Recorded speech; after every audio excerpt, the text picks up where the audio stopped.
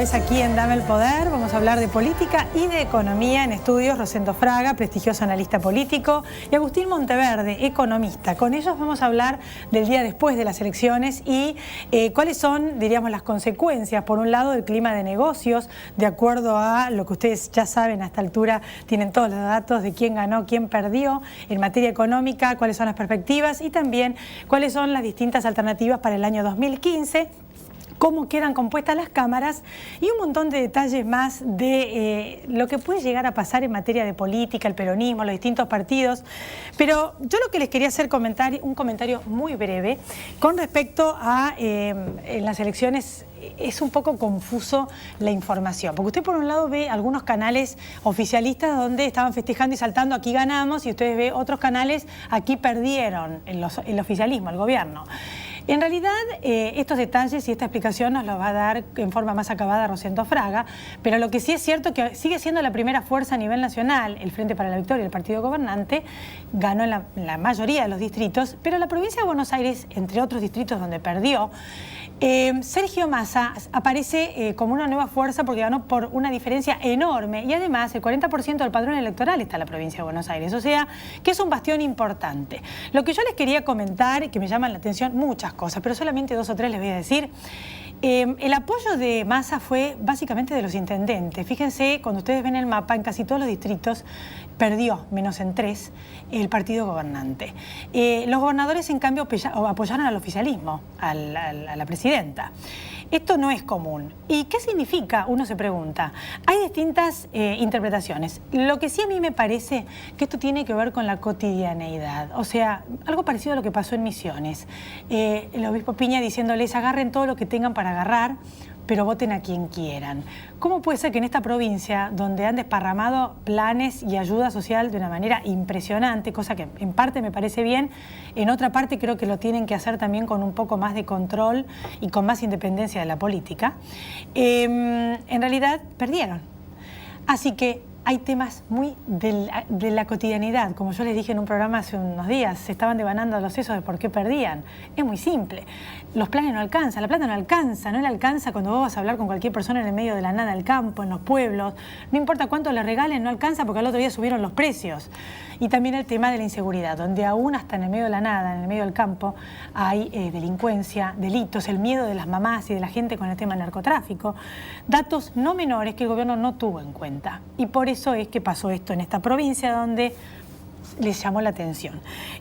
Así que bueno, todo. Y el otro tema que me llama la atención es qué va a pasar con el peronismo, ¿no?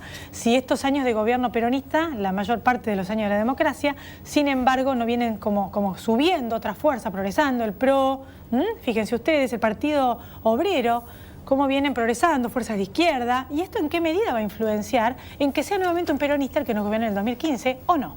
Después de la pausa, todo el análisis.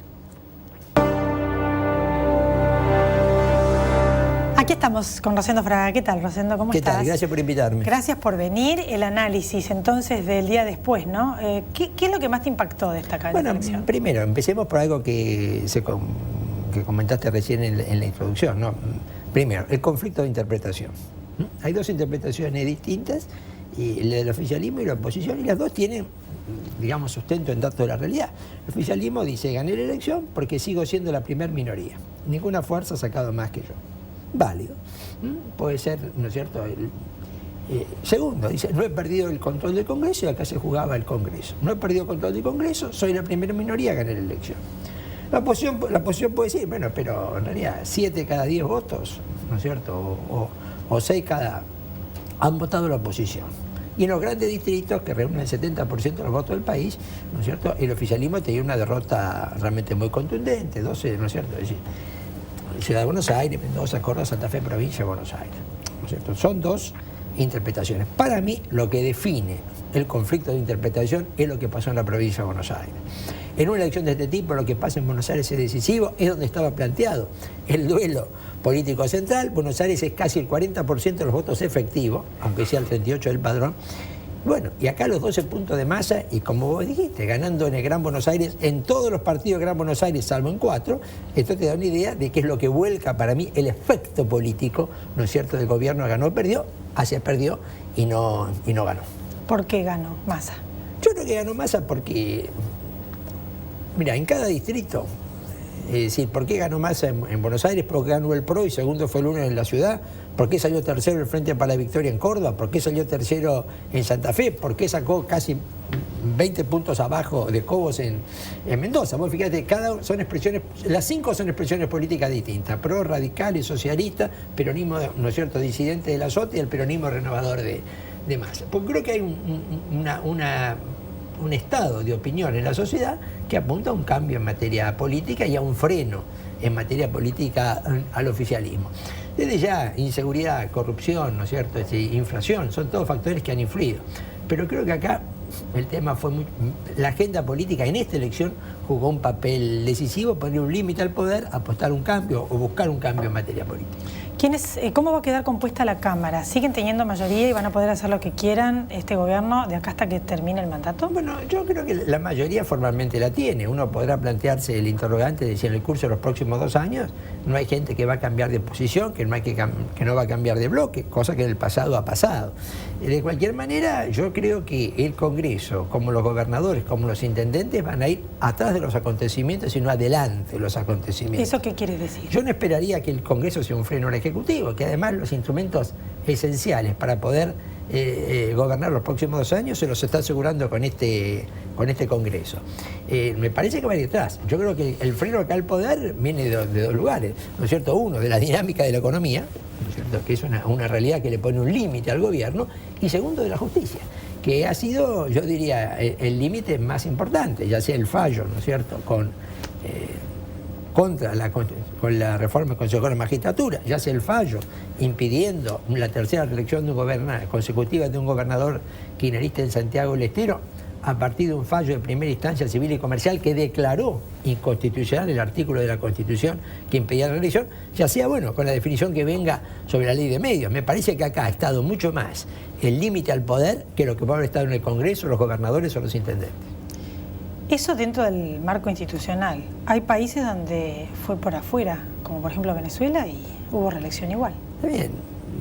Yo creo que hubo reelección igual, pero hubo una constituyente que cambió la Constitución, guste o no guste, con un presidente que cuando cambia la Constitución tiene mayoría, ¿no es cierto?, mayoría electoral. Acá, lo de Santiago del Estero es bastante... Ni Chávez se anima a hacer lo que intentaron hacer en Santiago del Estero. Fallo de justicia civil y comercial de segunda instancia declarando inconstitucional el artículo que impide la reelección. Acá me parece que estamos, ¿no es cierto?, en Venezuela hay un manejo autoritario del poder, pero eso que la Corte ha frenado me parece que es algo que va más allá incluso que lo que ha hecho Chávez. Hubo mucha violencia en la campaña. ¿Cómo van a ser estos años donde hubo este avance de otros partidos en desmedro del oficialismo? ¿Va a haber aceptación o va a haber una espiral de violencia cada vez mayor? Yo creo que hubo, no sé si toda la violencia que uno registra en la campaña tiene que ver con la campaña. Es decir, si el atentado contra el gobernador Bonfatti tiene que ver necesariamente con la campaña. Yo veo que acá hay un deterioro de la seguridad y hay 2 problemas centrales que vemos. Uno estructural, que es el avance de la droga y todo lo que esto implica en materia de inseguridad, y quizás el atentado contra el domicilio de Bonfatti sea una imagen, una realidad muy clara de dónde está llegando el problema. Pero otro lado está, y que uno observa, las barras bravas, ¿no es cierto?, participando en todos los episodios de violencia políticos, sociales, incluso de la droga también, donde aparece una realidad. ¿Y grupos piqueteros? Que yo creo que los grupos piqueteros ya han pasado a un segundo lugar. Sí, me parece que lo que estamos con el fenómeno de la barra brava es algo que se extiende en todo el país, Ciudad de Buenos Aires, mucho más me parece que lo de Milagros Salas, y donde aparece un punto de confluencia entre delincuencia, droga, barra bravas y política, que me parece que sí ese es un tema. Milagros Salas es un problema, pero un problema un poco focalizado regionalmente en una provincia muy particular, que es Jujuy, ¿no es cierto? Creo que lo de las barras bravas es un fenómeno nacional mucho más amplio, que en los grandes distritos lo tenemos operando. O sea que si van a seguir teniendo amplia decisión en el Congreso, va a poder hacer este gobierno las leyes que quiera de aquí hasta que termine el mandato. ¿Y cuáles van a ser entonces los cambios que puede llegar a haber? No, yo no estoy convencido que el gobierno va a poder sacar necesariamente todas las leyes que quiere, pero creo que el Congreso no va a sacar cosas contra el gobierno, no vas a tener... Es decir, el gobierno va a tener suficiente poder para mantener el statu quo. E insisto, ha sacado ya con este Congreso instrumentos centrales, ¿no es cierto?, para poder controlar el poder, como la prórroga de la emergencia económica hasta diciembre del 2015, prórroga de impuestos. Le quedaría el presupuesto de 2015, pero si vemos el 2010, ya cuando no tenía mayoría para aprobar el 2011, lo prorrogó por decreto, con lo cual el presupuesto de 2015 no es un problema insolucionable de acuerdo a cómo han funcionado los antecedentes.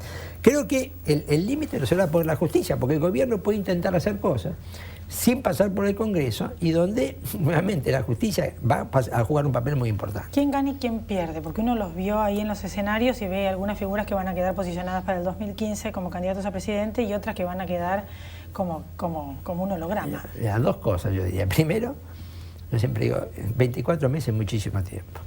La elección presidencial es en octubre del 2015 y 2 años antes que ganara Alfonsín no era el candidato probable. 2 años antes que ganara Menem tampoco era el candidato probable y 2 años antes que ganara Kirchner tampoco era el candidato probable. Si en los 3 liderazgos de los últimos 30 años, 3 liderazgos políticos, ninguno de los 3 era el candidato probable 24 meses antes. No quiere decir que esto se repita, quiere decir que la experiencia muestra que puede ser diferente lo que tenemos, lo cierto, lo que tenemos hoy. Es más, yo a veces digo, alguien que perdió hoy no puede ser candidato. Duhalde tuvo una derrota fuertísima en el 97 y después fue el candidato a presidente del peronismo en el 99. Pueden ser candidato alguno de los que ahora aparecen como perdedores. Pero fíjate, si Duhalde tuvo una derrota frente a Fernández Mejide en la provincia de Buenos Aires en el 97, que fue durísima en cuanto al impacto que tuvo, 2 años después fue el candidato a presidente. Okay. Es decir, ¿qué es lo que quiero decir? Hay gente que queda mejor posicionada, otra peor posicionada. Pero la fotografía de hoy no necesariamente es la película de los próximos meses. Está bien. ¿Y Massa es el Capriles como en Venezuela el equivalente aquí en la Argentina? Bueno, de cierto punto de vista sí, de cierto punto de vista no. Es decir, ¿qué es lo que sucede? Sí, Massa puede ser quien polarice el voto opositor contra el kirchnerismo, perfectamente posible, y a lo mejor si hoy se hiciera una encuesta al día siguiente de la elección, seguramente Massa hoy sería el candidato opositor, ¿no es cierto?, más votado. Pero tampoco sabemos qué es lo que va a pasar con el kirchnerismo como alternativa política. Es decir, ¿el kirchnerismo va a poder mantener ese tercio o 30% o 20% unido? ¿O ya no vimos, ¿no es cierto?, Scioli como una candidatura, el kirchnerismo planteando Capitanich? Es decir, esto es un tema abierto, ¿no es cierto? Es decir, el peronismo es una fuerza muy compleja, cada vez, yo siempre digo, lo simplifico así, cada vez hay menos peronistas y cada vez saca más votos. Es decir, la suma del voto peronista en todo el país superó el 60%. La suma del voto peronista en la provincia de Buenos Aires superó el 80%. Lo cual no quiere decir que esos votantes sean peronistas, pero votan a candidatos del peronismo. ¿Cómo se compone o descompone esto? Bueno, es un tema, me parece, bastante abierto. ¿No hay un revisionismo del peronismo? ¿Que estaban avanzando otras fuerzas? Como que hace 30 años que nos gobiernan y todavía sigue habiendo gente humilde. Bueno, yo diría que... Yo diría que hemos tenido 2 gobiernos no peronistas. El de Alfonsín y el de la Rúa, en 30 años. Esta es la realidad. Entonces, el gran desafío del no peronismo es generar una alternativa que la sociedad la vea que puede gobernar. Porque las dos experiencias fueron, ¿no es cierto?, no fueron buenas en materia de gobernabilidad. De Macri, por ejemplo. Macri se está tratando de mostrar así. Está bien, yo digo que sí. Macri está tratando de demostrar, pero además vos vas a tener que, cuando hablamos de gobernabilidad, generar una masa crítica para poder gobernar. Un peronista siempre tiene la chance de reagrupar al peronismo si tiene la presidencia. ¿Le puede pasar a... Ahora, un no peronista, bueno, no es tan fácil gobernar para un no peronista si ganara la presidencia. ¿El peronismo es como el PRI de México? Sí y no. Sí, en la medida en que al peronismo de hoy pareciera que la lucha por el poder se centraliza en el peronismo. ¿No es cierto? Tomemos provincia de Buenos Aires, los candidatos del peronismo, ¿no es cierto?, del peronismo han repartido los votos incluso de los no peronistas. Pero yo siempre digo, con el PRI había una gran diferencia. El PRI tenía una regla clara de sucesión. En México se puede ser presidente 6 años y nunca más en la vida. Entonces el expresidente no se puede quedar, el presidente, tampoco puede volver.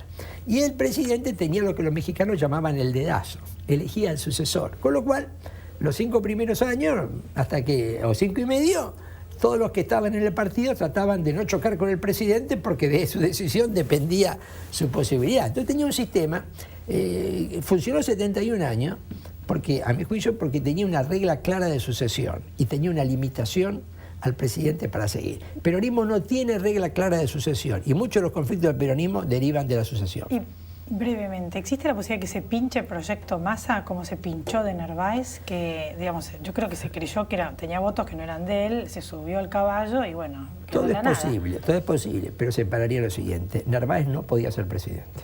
Okay. Massa sí, y no es una diferencia menor. Ah, o sea que la proyección de futuro. Es decir, Massa puede ser presidente, Narváez tiene un problema de nacionalidad por lo cual no podía ser presidente. Y esto no es un tema menor en cuanto a la proyección de Massa y la limitación que tuvo Narváez para generar una alternativa nacional. ¿Se van a saltar todos los peronistas al barco de Massa ahora? Van a la estructura de poder siempre, detrás del poder sí, se aglutinan. pero no, a lo mejor no tan inmediatamente. ¿Por qué no?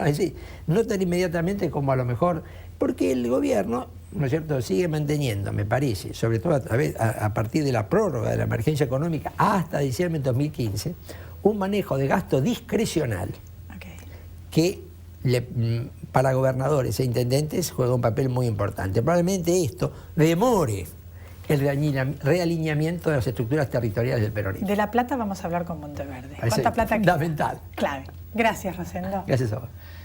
Después de la pausa. Aquí estamos entonces para hablar de economía. Agustín Monteverde, gracias por estar acá. Un gusto.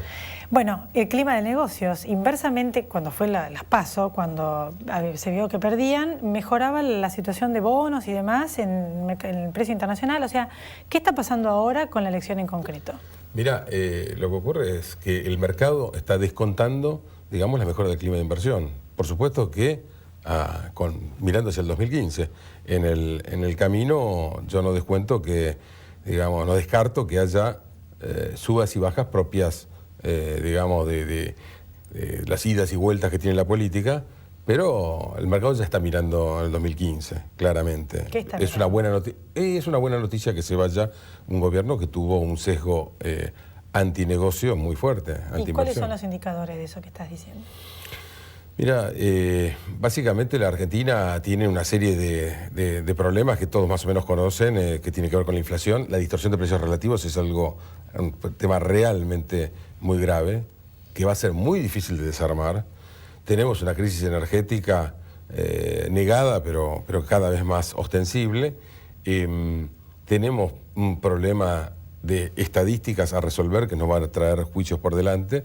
Pero si yo tuviera que destacar aquello que realmente arrincona más al gobierno, y lo va a seguir arrinconando hasta el último día de gestión, y esto lo vengo sosteniendo desde principios del 2011, es el tema del frente cambiario. Concretamente, la Argentina es un país que ha dejado de generar los dólares suficientes, se van más dólares que los que ingresan, y bueno, esto plantea límites muy estrictos, bueno, que tienen que ver con lo que recién decía Rosendo, ¿no? Pero se puede emitir, que lo están haciendo, y se pueden pedir créditos al exterior, que destrabando el CIADI algunas empresas pueden llegar a conseguir. Digamos, yo no sería tan, digamos, optimista con que van a llegar los créditos del exterior simplemente por hacer 3 o 4 manejos con el CIADI, digamos, y con alguna de estas ofertas que se hablan con los holdouts y demás.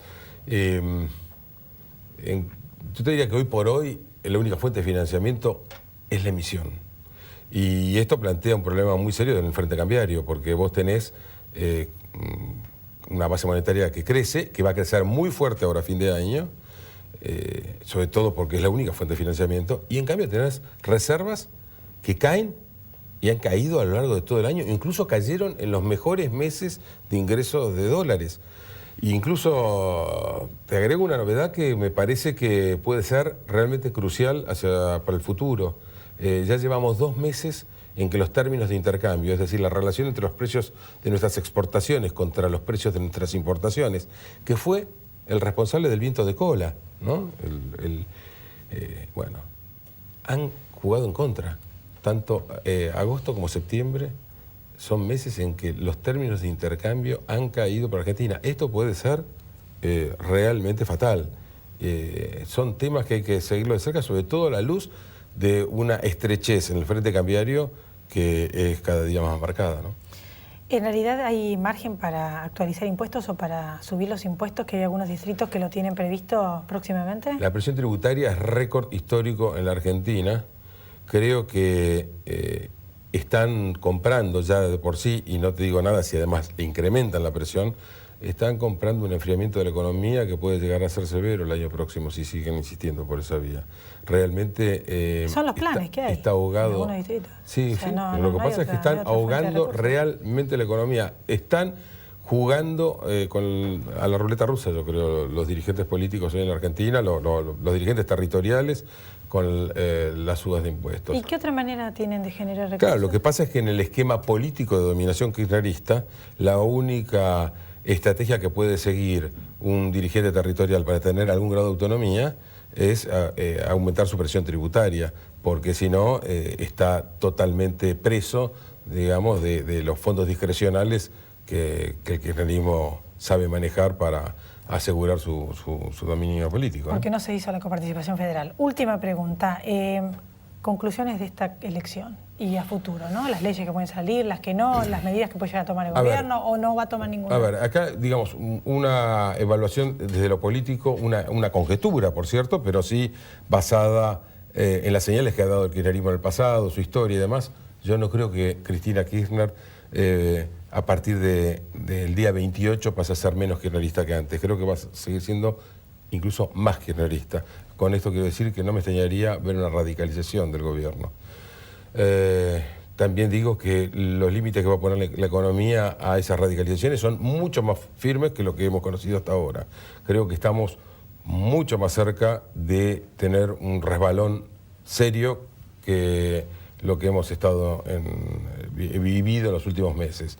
Y lo que sí me asusta es ver que todo el abanico político, todo el arco opositor, habla del tema económico como que hay algunas cosas para corregir, pero no se toca el tema de fondo, por empezar, que está detrás de la crisis de balance de pagos a la cual nos están llevando, que es el gasto público, el desequilibrio fiscal marcadísimo y que no se puede resolver, como decíamos recién, con más presión tributaria, sino que lo que hay que repensar es el gasto. Y no hay un solo dirigente político que se anime a apartarse del discurso políticamente correcto, populista. ¿Y nosotros en qué lo vamos a sentir, la cotidianeidad de esto que no están Mirá, resolviendo? yo creo que vamos hacia una economía más fría por un lado y con niveles de tensión cambiaria claramente crecientes. O sea, para la gente común que nos está... Y los riesgos de las corridas cambiarias, y si no se manejan bien esas corridas cambiarias, los riesgos siempre están de que eso se derive en una corrida bancaria, lo cual eso ya puede ser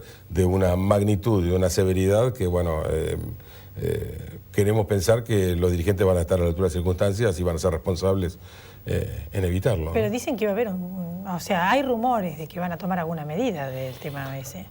Yo creo que el kirchnerismo lo único que va a saber es marchar en una sola dirección, que es crecientes controles, más prohibiciones, desdoblamiento cambiario, que compras tiempo, pero en realidad lo que haces es seguir componiendo el potencial explosivo de la bomba. En este contexto también habría, ¿qué? ¿Más inflación o algo? Por supuesto, la inflación en un país en que su única fuente de financiamiento de un gasto que crece, para que tengas una idea, el corazón del gasto, que es el gasto de operación del Estado, para que funcione el Estado, para prender la luz, crece 14 puntos por encima del corazón de los ingresos, que son los ingresos tributarios, con semejante brecha.